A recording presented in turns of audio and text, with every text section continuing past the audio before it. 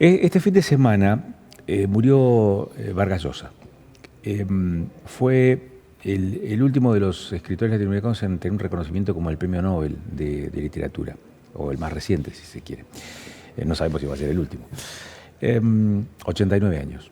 Un hombre que tuvo una actividad muy prolífica en las letras, por eso los reconocimientos, y no solamente ese, sino también otros, como también prolífica en la política. Y se ganó adeptos, muchos en la literatura y adeptos en la política, pero también quienes, digamos, desde su posicionamiento político lo han cuestionado, ¿no? O lo han criticado.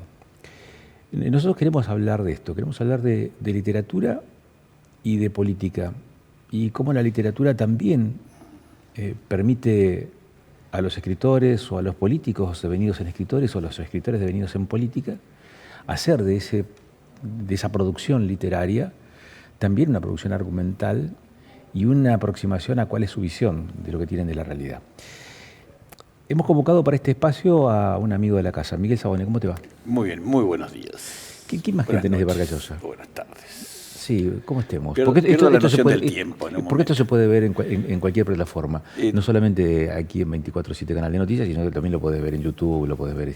Buena información. Así que viene bien eso de buenos días, buenas tardes, buenas noches. Pensaba en Vargas Llosa, mi acercamiento cierto fue a través de sus obras. ¿Quién no ha leído alguna obra de Vargas Llosa? Así que ayer a la tarde largué una consulta. Ah, caramba. Especialmente a los jóvenes. Vos sabés que yo me vuelvo con población joven. Sí. Entonces quería saber si habían leído Vargas Llosa. ¿Sí? Porque es cierto que es uno de los últimos escritores que vos decís fue el boom latinoamericano, como tal, como se conoce, cuando empezaron a aparecer muchos escritores latinoamericanos y fueron leídos en otras lenguas, ¿no? ¿Quién no conoce a Gabriel García Márquez, ¿no? A Cortázar o Cortázar? Y entonces ayer le pregunté, quería saber si los jóvenes habían leído algo. ¿Y qué te dijeron? Me llamó la atención que el 76% de los jóvenes no han leído a Vargas Llosa. ¿Eso es un síntoma de época? No, es un síntoma de época. A ver, es cierto que vos decías algo recién. La obra de Vargas Llosa está muy mezclado con su vida y con su política. Es más, cuando él estuvo tranquilo, casi no escribió. Todos sus escritos nacen de momentos de crisis, de miedo, de confusión. Él cuenta cuando tuvo un gran miedo, cuando empezó a tener miedo, especialmente la relación con su padre. No voy a contar toda su historia, pero todas sus obras están basadas en momentos muy específicos de su vida. Y cuando vos decís, ¿por qué muestras constantemente esa cuestión individual? Aparece el individuo. Normalmente en su obra siempre aparece el individuo como centro. También vos decís, hay un compromiso social, sí, pero es el individuo que tiene que resolver. El individuo que a tu vez, acá me encantó porque entra mucho en el juego del poder, dice que pelea contra el poder, contra la estructura. Y es el individuo que siempre pierde. Todas las obras de Vargas Llosa tienen esta mezcla de lo político, el individuo. Cuando disputó el poder, perdió. Exacto. Para cómo, viste, Vargas Llosa tiene acérrimos enemigos en lo político, en el campo de algunos campos científicos también. Yo leí el más crudo fue Barros, que un sociólogo le dice traidor directamente, ¿no? Especialmente porque él tuvo un viraje, es cierto que empezó, a ver, todo cuando pasamos por ciertos estudios terciarios universitarios, tenemos esa cuestión de ser de izquierdas, ¿no? Y después por ahí algunos nos vamos quedando más en otros lugares. Pero mientras somos estudiantes vamos probando, vamos viendo qué es comprometiéndonos o no en la vida política. Es cierto que empezó en el Partido Comunista. Yo no creo que haya empezado por el Partido Comunista por creer en el comunismo como tal. Yo creo que fue un espacio de participación, como sucede en los claustros universitarios. Pero después fue cambiando. Yo creo que quedó más que nada... A ver, ¿qué quieres decir vos? ¿Que hay momentos de la participación política de los jóvenes que lo hacen por socializar y no por compartir ideas? Sí, yo creo que sí. Se hace mucho, se ve mucho. Yo que trabajo con jóvenes, veo cómo se van comprometiendo. se van comprometiendo en espacios que no tenían nada que ver, porque me acordé de un caso específico, de hace poco, un chico que estudió una carrera determinada y se metió en un espacio político de la universidad porque le pareció interesante en lo que trabaja en ese espacio político, especialmente en el campo social. Pero bueno, el campo social es... Sí, pero un ejemplo, esto están trabajando... ¿Qué sería no social? Trabajando en pos de los otros. Pero, volviendo, me parece que Vargas Llosa va haciendo tal. Es cierto que vos decís, che, pero se alió con la ultraderecha. Y sí, se alió con la ultraderecha. Cuando uno ve, termina con ciertos partidos de ultraderecha. Yo pensé que era socialdemócrata como tal, pero después cuando empecé a leer sus últimas cosas, sí, se nota que ya había convertido en un hombre de derecha. Terminó apoyando los gobiernos que nosotros conocemos, para colmo, ¿viste? Algunos gobiernos de derecha, los últimos gobiernos de derecha los apoyó, ¿no? El caso Argentina, el caso Brasil y el caso Estados Unidos, ¿no? Y fue muy duro también con los gobiernos fue más muy populistas. Sí, también fue, por ejemplo, le pasó como cuando tuvo el inicio del castrismo, de la Revolución Cubana, que él tuvo un amor, pero duró poco todo eso, ¿no? Hasta que cayó un poeta, por la historia de un poeta determinado cubano, ¿no? Que el castrismo lo persiguió y él directamente se alejó totalmente del castrismo, ¿no? Muchos creen que la pelea que tuvo detrás con Gabriel García Márquez, ¿sabés que terminaron mal? Ellos eran muy amigos y terminaron... Eran muy amigos. No sé si trascendió cuál fue el motivo de la pelea. Viste que es padrino de uno de sus hijos, todo eso. Eran padrinos de uno de sus hijos. Es más, creo que hubo hasta una trompada. Hay una trompada detrás. Yo creo que tiene que ver con la cuestión política. Sigo pensando que tiene que ver con su posicionamiento político, ¿no? Ninguno de los dos han querido contar, parece que han tenido un pacto de caballero, lo han dejado para que sus biógrafos cuenten, investiguen cuál es la causa, pero ninguno de los dos han querido contar esa historia. Pero, volviendo sobre la obra de García Márquez, cuando uno vemos un ejemplo, él amaba la lectura. Vargas Llosa, me quedé pensando en la pelea con Gabriel García Márquez. Vargas Llosa empieza a leer especialmente en Ser una familia, especialmente con sus abuelos, con sus tíos, con su tío Lucho, que fue el que más los motivó, ¿no? Pero el hecho es que después termina yendo, va cortando ese momento, le tratan de cortar las alas, y ahí está el dato interesante. El padre, cuando vuelve el padre, que él descubre que tiene un padre que lo creía muerto, a eso a los 11 años, el padre no quiere que sea escritor, entonces los mandan a un liceo, una especie de liceo militar. Y porque ahí se va a ser hombre, no va a ser escritor, no va a ser periodista, porque tenía todos sus atributos. No va a ser poeta, que era lo peor, y no va a ser homosexual. Entonces, por eso lo mandaron a la escuela. Lo más gracioso es que él termina haciéndose famoso en la escuela, porque escribiendo para otros, escribiendo cartas de amor para las novias de sus compañeros, narraciones eróticas y casi sexuales, ¿no? Y poemas. ¿Y lo hacía para qué? Lo cambiaba a base de cigarrillos. ¿Para qué? Para hacerse parecer hombre y para estar dentro del grupo de toda la gente, ¿viste? Que los mantuviera como parte de ese grupo del liceo. Se hizo muy famoso en ese momento, así que puedo subsistir el liceo haciendo esas cosas.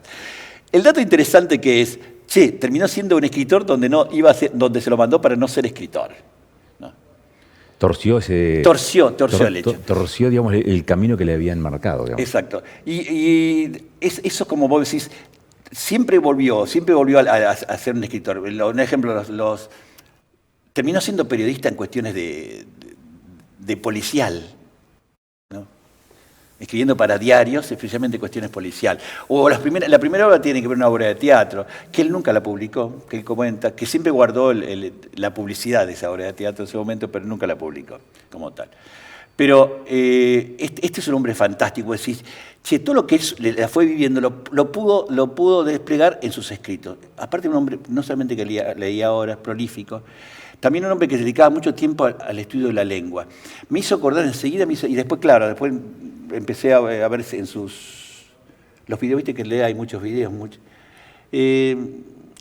¿Cuál era su influencia? Claro, encontré que él tenía una influencia a Flower. Flower era en búsqueda de la palabra perfecta, las palabras perfectas, decía Flower. Y él creo que era así. Dedicaba durante el día a leer y a escribir, prolíficamente escribía, siempre, hasta el último momento escribía, ¿no? Pero más que nada agarrando sus historias como puente para escribir una gran historia. Hablas en singular, escribir una gran historia o escribir grandes historias. Todas son grandes historias. Mira, yo cuando era joven, leí la Ciudad de los Perros, ¿no? Me acuerdo. Había comprado después otro libro en el tiempo que nunca lo leí. Cuando lo compré pasaron como 5 o 6 años, que fue Conversaciones en la Catedral. Pero la Ciudad de los Perros sí. Que no era una iglesia, era un bar. No, era un bar, exacto. Después entendí por qué no me llama mucho la atención, porque me había fascinado otro libro de él. Bueno, a mí me encantó porque no solamente era el juego de lo institucional, una institución militar, sino un juego de la sociedad. Era el plasmar la sociedad peruana, con todos sus encantos y desencantos, con sus antagonismos.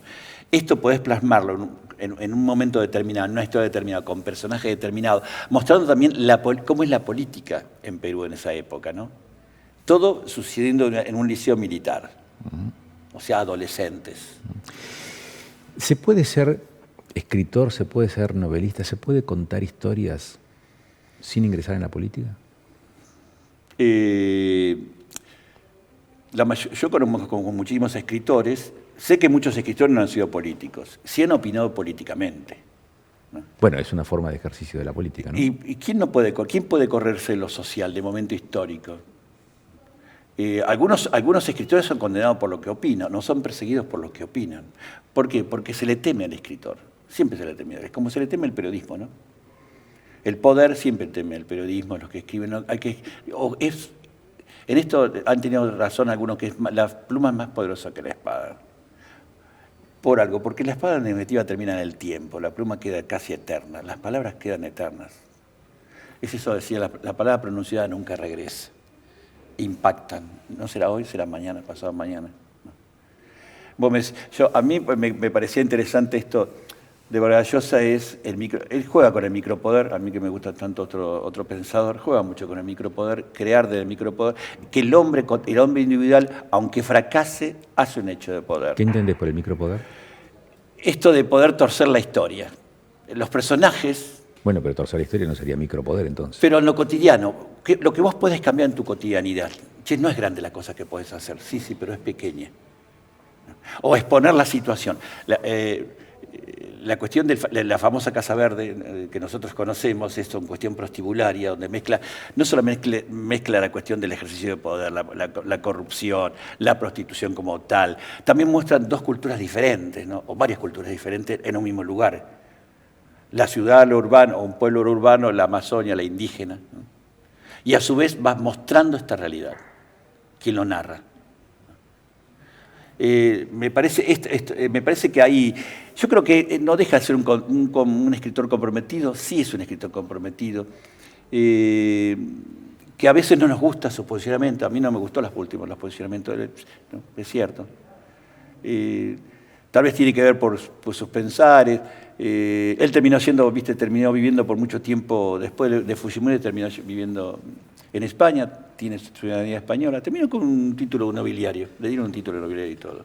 Bueno, él pierde con Fujimori la presidencia. Pierde, sí, quedó en segundo lugar, en una segunda vuelta quedó en segundo lugar. Creo es interesante el estudio de esa elección, porque al principio Fujimori casi no tenía ser, era como el gran candidato, era él, ¿no? El gran candidato era él, ¿no?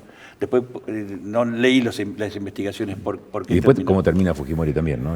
Sí, y después un ejemplo, él dijo que nunca iba a apoyar al fujimorismo como tal y terminó apoyando al fujimorismo para que no gane la izquierda. Viste que creo que iba la hija. Keiko. Exacto. Esas son las contradicciones. A ver, todos tenemos contradicciones. En algunos nos es más evidente, en otros no es tanto. Y vos me decís, una persona cambia, sí, no tiene por qué. Cuando uno es adolescente no tiene que ser lo mismo que cuando es adulto. Y puede cambiar, sí, podemos cambiar de pensamiento. Nadie es estático, mañana el cuerpo es estático, ¿no?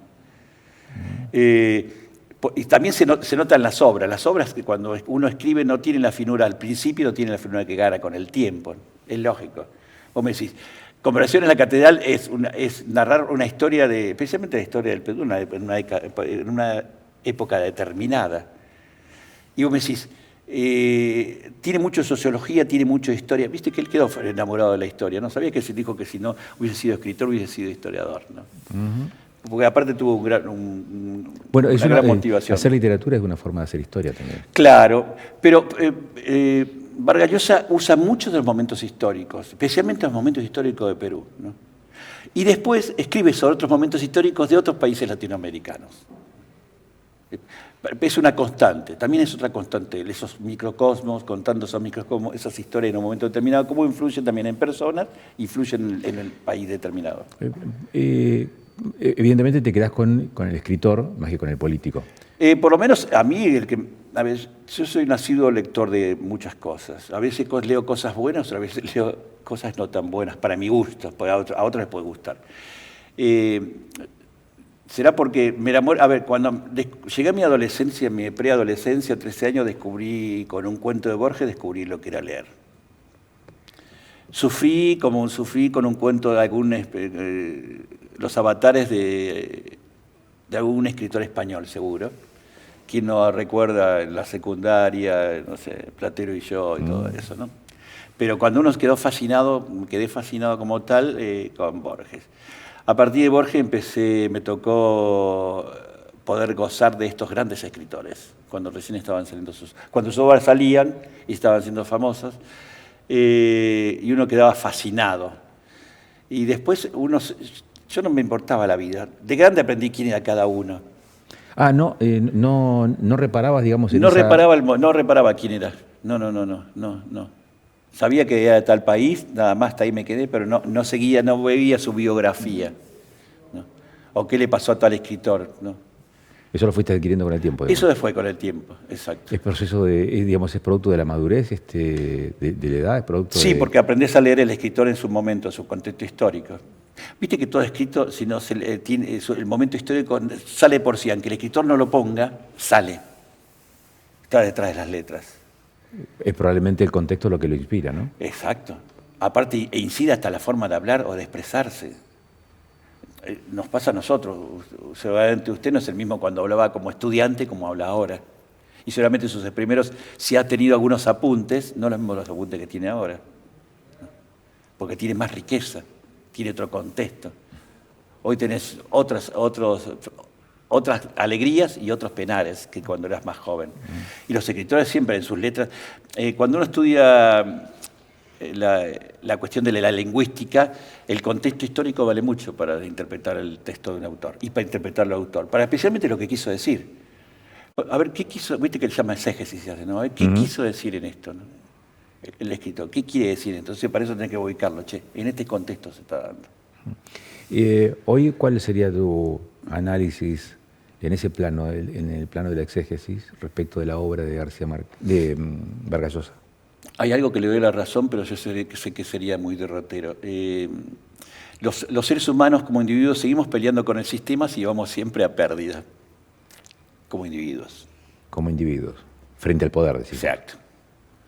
La otra respuesta sería mejor es juntémonos.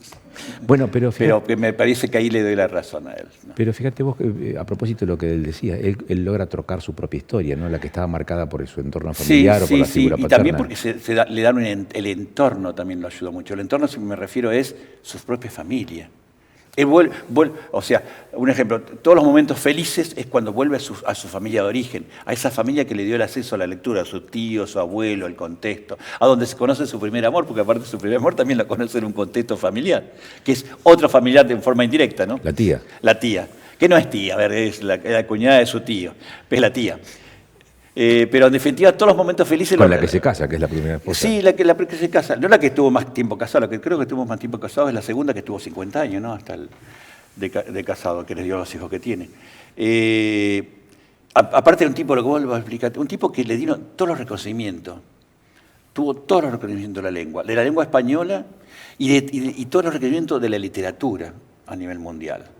Y ahora viene con la cuestión de la lengua, el Congreso de la Lengua, y se va a hacer justo en la ciudad donde él nació, ¿no? Mira. Así que creo que va a recibir muchísimos reconocimientos póstumos. Pero a mí me causó gracia, vos sabés que él a veces se arriesgaba mucho, se arriesgaba y salía, se lanzaba al mundo. ¿Con qué? A ver. En un momento determinado se va a Francia, así, porque había que ir a Francia, el sumus, ¿no? Terminó trabajando en Francia, en periodismo, que escribió muchas cosas en Francia. Lo motivó mucho su segunda mujer, ¿no? Y lo interesante es que después terminó siendo miembro de la Academia Francesa, cuando nunca escribió en francés. Escribió en francés en cuestiones, de cuestiones periodísticas, Claro. pero no obras en francés, ¿no? Fue aparte el único latinoamericano que terminó dentro de una academia que no... Bueno, estas cosas locas, pero él se arriesgaba así. Cuando vos veas cómo estudia, cómo va estudiando, porque por ejemplo va saltando para terminar sus estudios, porque aparte responde mucho, él hizo lo que quiso casi. Es cierto, esto hizo lo que pocos pueden hacer, ¿eh? Porque un ejemplo, cuando no quería estudiar en tal lado, podía ir a estudiar en tal otro porque lo acomodaba, ¿viste? Bueno, eso de la elección de qué hacer y no estar condicionado o atado a las circunstancias. A ver, también venía de una familia que tenía algo de sustento económico para hacerlo, ¿no? Claro. Cierto que su madre había quedado muy mal descolocada al principio, los primeros 11 años, cuando había sido madre soltera.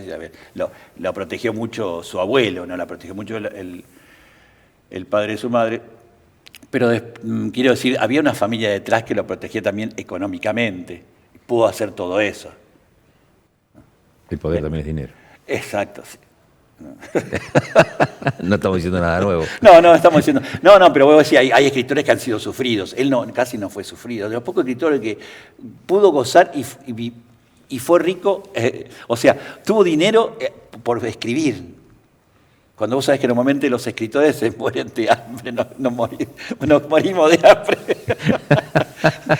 Yo que escribo mucho y escribo para las redes, ¿no? ¿Sabés que con esto no ganás, no?